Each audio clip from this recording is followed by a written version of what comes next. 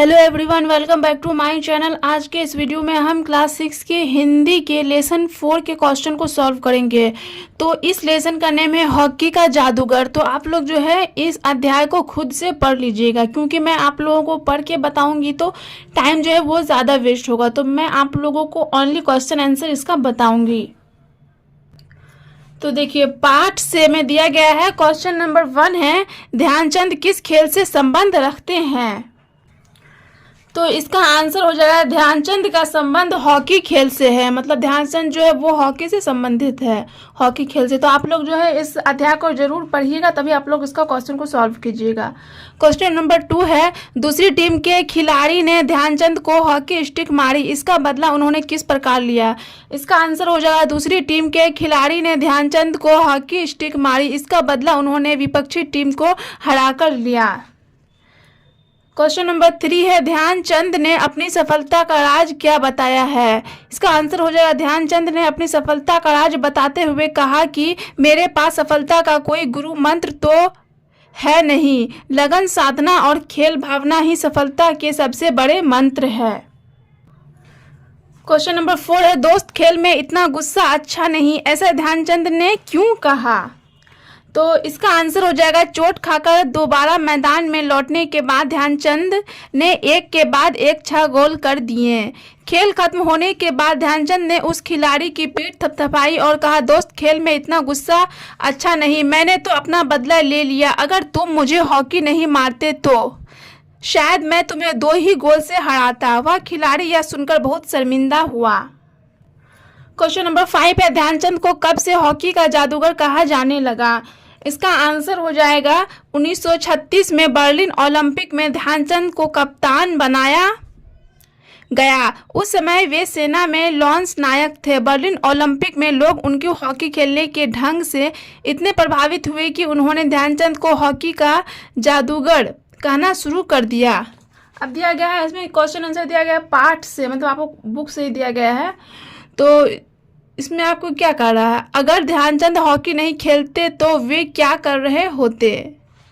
तो देखिए, अगर ध्यानचंद हॉकी नहीं खेल रहे होते वो क्या कर रहे होते, मतलब पार्ट से आगे में दिया गया, मतलब ये पार्ट से आगे है, तो ये आपको बताना है अपने अकॉर्डिंग। तो अगर ध्यानचंद हॉकी नहीं खेलते तो वे सेना में एक सामान्य सैनिक बनकर अपनी सेवा देते और अपनी सेवा की वजह से उनकी पदोन्नति, ये वाला रॉन्ग है, ओके, पदोन्नति उच्च पदों पर होती रहती और फिर वह एक दिन सेवानिवृत्त होकर अन्य सेवा अधिकारी की तरह अपना जीवन यापन करते हैं। क्वेश्चन नंबर 2 है, ध्यानचंद की जगह अगर आप होते तो अपना बदला किस प्रकार लेते? इसका आंसर हो जाएगा, हो सकता है कि मैदान में ही इस झगड़े का समाधान हो जाता और दोनों टीम के खिलाड़ी एक दूसरे से हॉकी स्टिक लेकर आपस में भिड़ जाते और खेल का मैदान युद्ध का मैदान बन जाता। मतलब इसमें आपको कह रहा है ध्यानचंद की जगह अगर आप होते तो क्या करते?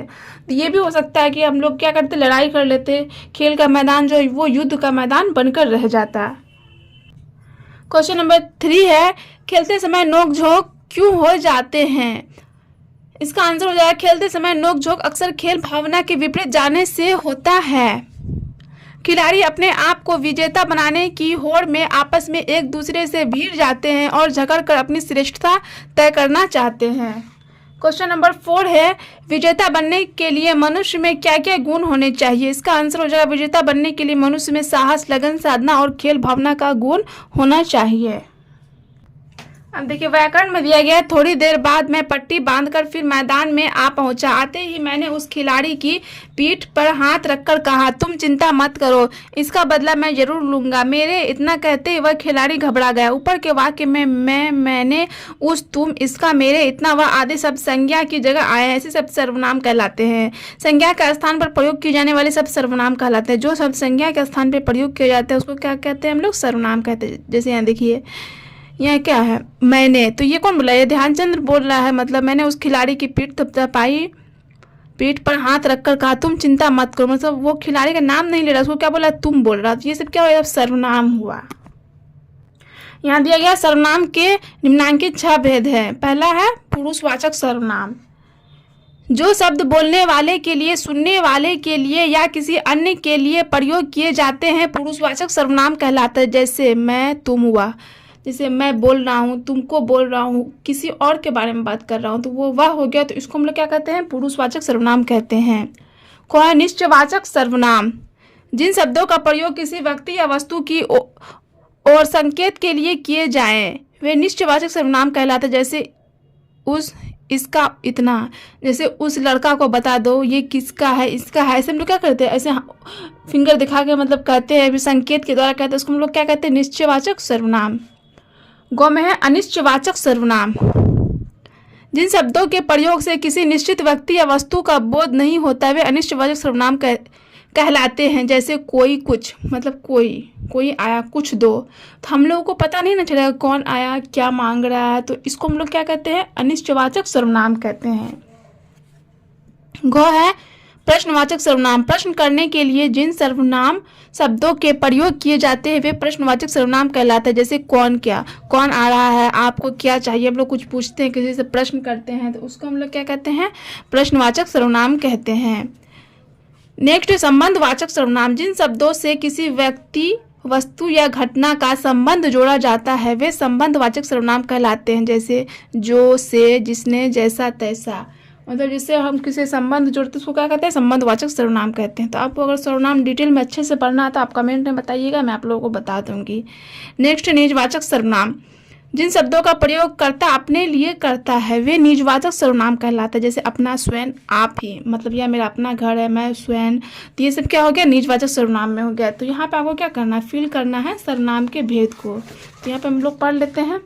निम्नलिखित वाक्यों में मोटे अक्षरों में छपे सर्वनाम के भेद सामने कोष्टक में लिखिए। जो कौन खा रहा है, तो सर्वनाम के भेद आपको तो देखिए यहाँ पे मैं लिख दी हूँ कौन खा रहा है। ये प्रश्नवाचक, मतलब प्रश्नवाचक सर्वनाम है। कि इसमें क्या क्वेश्चन पूछा जा रहा है ना? मैं अपने काम पर लौट आया, पुरुषवाचक सर्वनाम है। पुरुषवाचक सर्वनाम में मैं आप लोगों को बता चुकी हूँ कि जो शब्द बोलने वाले के लिए या सुनने वाले के लिए या किसी अन्य के लिए प्रयोग किया जाता है उसको हम लोग क्या कहते हैं? पुरुषवाचक सर्वनाम कहते हैं। इसमें क्या है? मैं।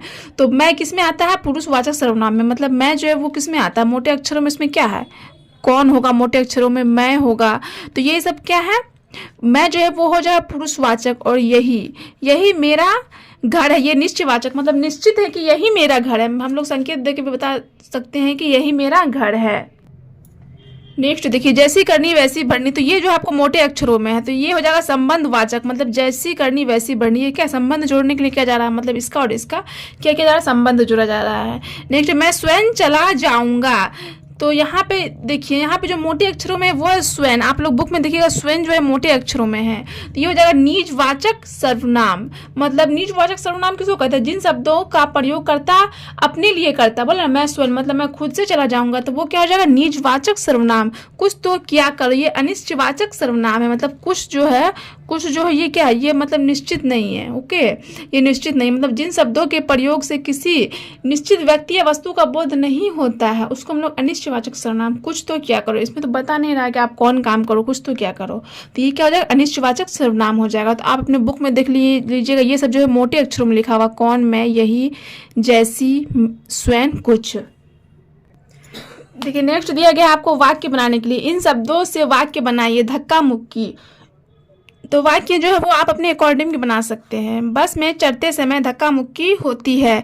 नोक झोंक। खेल के मैदान में खिलाड़ियों के बीच नोक झोंक होती है। बार बार। सफलता पाने के लिए बार बार मेहनत करना पड़ता है। जैसे जैसे राज की उम्र बढ़ रही है वह पहले से ज़्यादा मेहनती हो गया है। वैसे जैसे जैसे आप मेहनत करेंगे वैसे वैसे आप सफल होंगे। तो देखिए इसमें आपको बोल रहा है क्रिया शब्द को रेखांकित करना। यहाँ पे बेटा आप अपने बुक में देख लीजिए, यहाँ पे क्रिया लिखा हुआ है। जो क्रिया शब्द उसको रेखांकित करना है। क्रिया किसे कहते हैं? मतलब कि जिस शब्द से किसी काम का करना या होना प्रकट होता है उसे हम लोग क्रिया कहते हैं। तो आप लोग को जब मैं ग्रामर पढ़ाऊंगी तो उनमें आप लोगों को और अच्छे समझ में आ जाएगा। इसमें मैं शॉर्ट में बता रही हूँ, उसमें बस रेखांकित करना और कुछ नहीं करना है। कौन है? खेल में तो यह सब चलता ही है। तो चलता क्या हो जाएगा? क्रिया हो जाएगी, क्योंकि इससे काम करने का बोध हो। चलना क्या हुआ है? काम करना हुआ।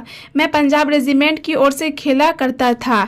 तो खेला करता, ये भी क्रिया हो जाएगा। मतलब खेलना भी क्या, उसमें भी बॉडी यूज होता है। खेला रहता है, ये क्या हो गया? क्रिया हो गया।